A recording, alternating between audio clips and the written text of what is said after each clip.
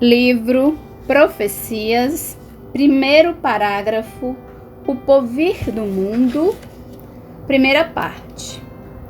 Estas páginas foram escritas em 1953.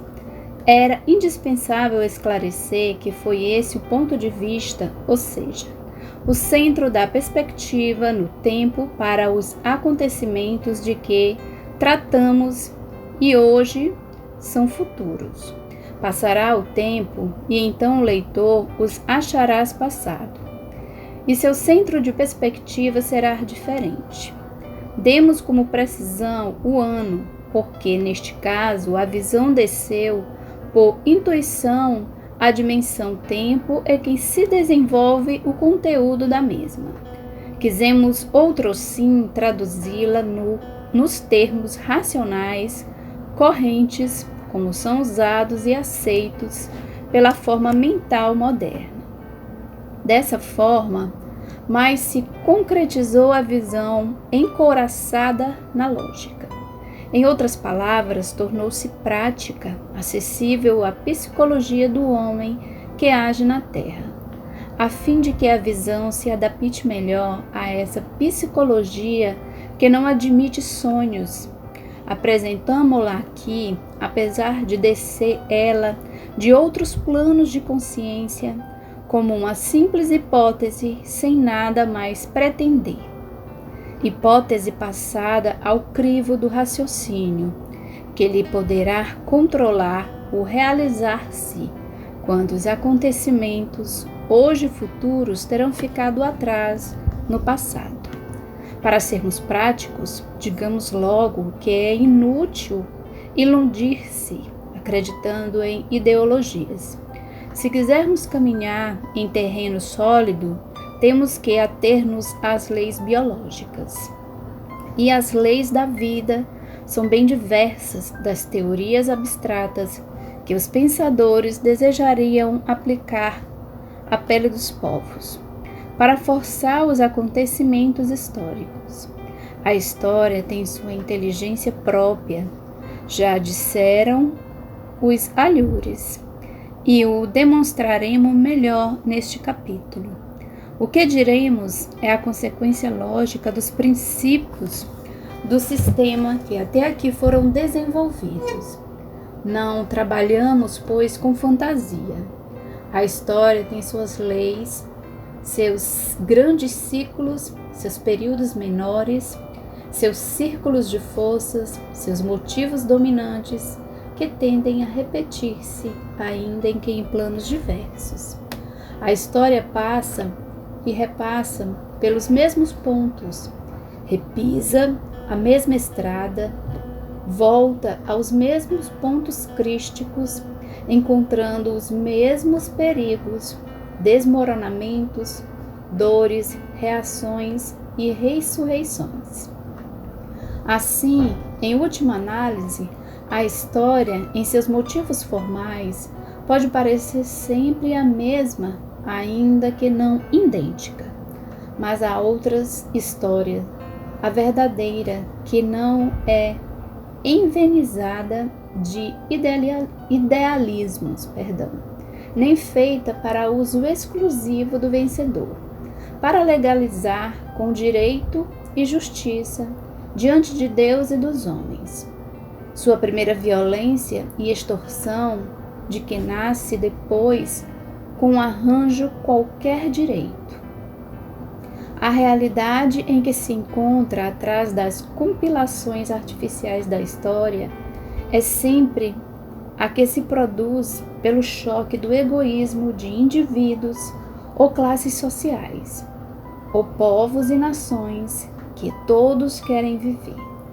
Esta é a realidade de substância e da luta pela vida para atingir os próprios fins dessa luta, de esconder-se e se reveste de ideologias, de princípios teóricos que assim permanecem até que essa mesma realidade ache vantajoso encobrir-se com tais mantos fictícios. Dessa forma, eles vão e vêm, desmoronam e ressurgem transformados, passando sempre como verdades absolutas e continuamente se contradizendo num ciclo vicioso, absurdo, porque bem diferente é a verdadeira linha da história. Uma é a história feita pelo homem, outra, a história feita por Deus. E esta também contém, acima da luta feita pela vida, os grandes idealismos que devem ser alcançados.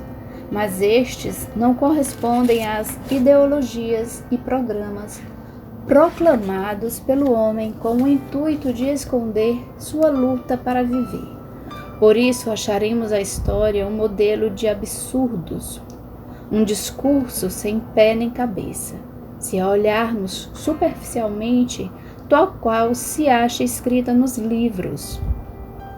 No entanto, se a olharmos em profundidade, em sua realidade substancial,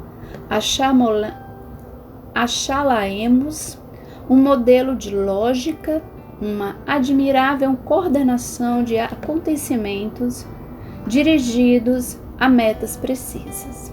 Assim, a Revolução Francesa mata um rei para criar um imperador. Isso enquanto proclamava o povo como soberano. Destruiu uma aristocracia para fazer outra. Desse modo, os franceses, cansados de um longo período de paz sobre os últimos reis, preferiram ir para as sangrentas lutas napoleônicas e, tendo assassinado o manso rei Luís XVI como rei tirano, deixam-se matar pelo grande guerreiro Napoleão.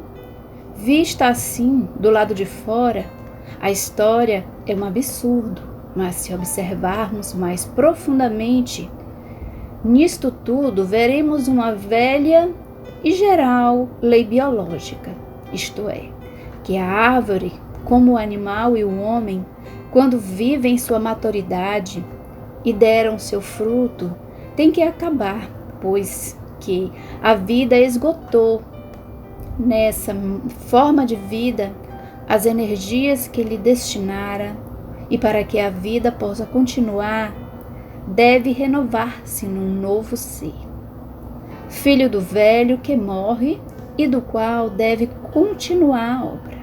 Assim mesmo, agindo como inovador, esse filho será sempre o filho, que repete e continua o tipo biológico do pai. Fará as mesmas coisas que ele, pois não tem outros modelos diante dos olhos. Mas não as farás idêntica, e sim com algumas alterações mais evoluídas. Não é fácil fabricar modelos novos. Isto é um trabalho de um povo e de um século. Para Luís XIV, criaram um modelo de Estado e a Europa o assimilara. Para todos, essa era a psicologia política dos tempos. Napoleão, filho da Revolução e continuador do poder real, que havia sido suprimido, só podia reportar-se àquele modelo e revivê-lo. Isto é um poder, tanto ou mais absoluto que os precedentes, exercido em nome da Revolução e aceito como legítimo, se bem que em total contradição com os princípios donde se originara. Mas ele foi aceito porque correspondia às leis biológicas, isto é, a uma utilidade e necessidade para a vida na França.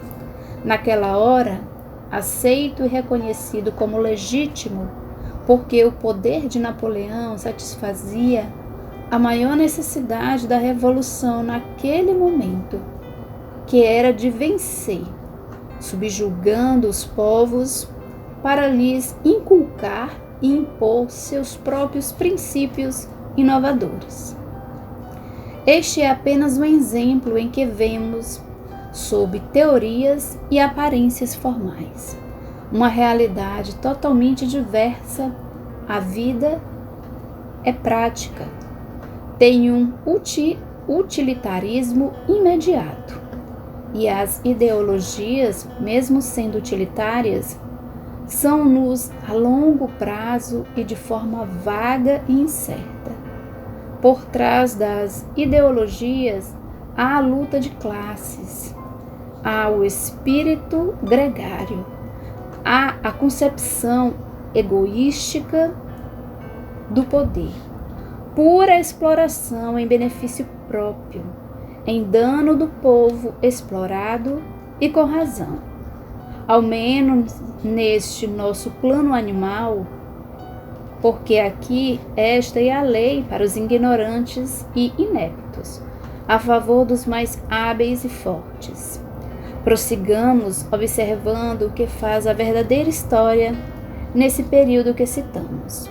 Mostramos-nos ela após a Revolução Francesa, o período napoleônico feito de guerras e imperialismo, ou seja, mostra-nos que as revoluções não se preocupam absolutamente em realizar de imediato os ideais pelos quais se lançaram à luta, mas antes, mesmo se representam uma explosão de princípios novos. Estes se concretizam de início numa expansão bélica, a que se pretendem para sua divulgação. Assim se realiza a estranha contradição pela qual os princípios tão proclamados de liberdade igualmente fraterna se aplicarão com invasão à mão armada na submissão de outros povos, numa tentativa de domínio sobre toda a Europa. Não é isso mesmo que está fazendo no mundo a Revolução Russa? Em nome da justiça econômica? Esta foi a primeira aplicação desses princípios na Revolução Francesa. Depois, a reação da Santa Aliança cancelou tudo e pareceu que tudo tivesse voltado a seu lugar e as nações às suas fronteiras. Então, a Revolução serviria apenas para fazer guerras e dar lugar ao imperialismo napoleônico? Não. A história verdadeira trabalhara em outro sentido.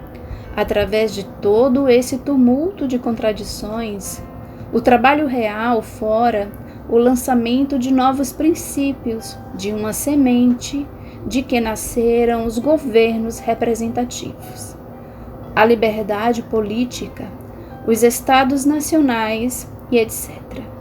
Essa semente começou a desenvolver-se devagarinho e foi necessário um século para que pudesse frutificar.